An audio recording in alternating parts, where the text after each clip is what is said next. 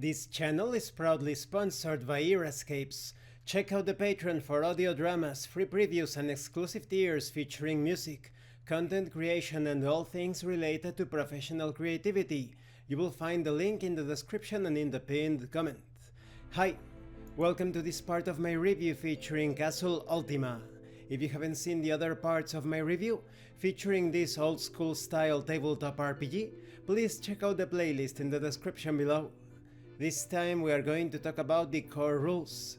Let's start with dice checks. Whenever a check is called for, it will always be a d20 roll, with the player adding a modifier to it. When not in combat, this will almost always be a skill modifier, and in combat, this will be one of the core attribute modifiers. When a specific skill or attribute modifier is used for a check, the check is usually named after the modifier, such as diplomacy check or a dex check. Sometimes an ability, spell or object may call for a specific number to be added to the check, rather than a modifier.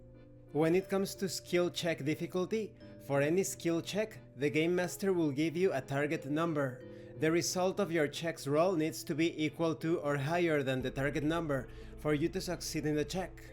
The Game Master will decide on how high or low the target number should be, based on the context of the check, and what is going on in the encounter and narrative. When in doubt, the Game Master can use a table provided in this section. For example, a difficulty or target number of 15 concerns medium tasks, but 25 is applied to very hard tasks. When it comes to combat, at the start of combat, each character rolls an initiative roll, a d20 plus their dexterity modifier. In each round, the characters then act in order from highest to lowest. There are also optional rules. For example, the Game Master may call for an initiative roll every round, or maybe the Game Master may only roll one initiative roll for all non-player characters of the same type, rather than rolling for each individual non-player character. During each round of combat, every character gets to have one turn. On each character's turn, that character can perform up to 2 actions.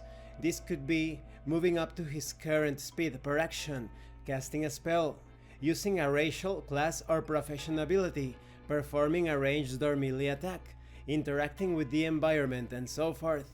Let's talk about attacking. When you want to attack or cast a spell, you follow 4 steps. You roll a d20, you add the right attribute modifier. For weapons this would be dexterity, for spells this is intelligence. Then you determine the target number. This can be an opponent's armor class or spell save. Next, you resolve the roll.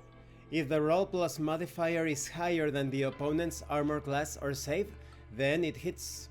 Resolve damage and effects as per the weapon or spell description. Certain racial, class or profession abilities may ask for a skill to be added to the d20, rather than an attribute modifier. In these cases, the usual 4 steps of combat remain the same. There is an optional rule. Whenever a character rolls a 20 on an attack check, that attack does the maximum amount of damage it can. And this concludes this part of the review. In the next part we are going to continue with combat nuances, including out of turn actions and magic. When it comes to this system, it is very simple, and it is all handled in the same way. That is, armor class and save is handled as a same or similar value when it comes to trying to score a hit, so it's a very simple system. Thank you for watching this part of the review. Don't forget to leave a like, a comment and subscribe. And thank you so much to those of you that are going the extra mile to support the channel. If anyone else wishes to further support the channel through PayPal or DriveThruRPG, the information will be in the description and in the pinned comment. This has been Abraham El Jaguar, a professional game master. If you want me to run a game for you, please check out the pinned comment as well. And remember, in tabletop RPGs, it's not about what you want your characters to do, it's about what your characters are doing. Once again, thank you and see you later.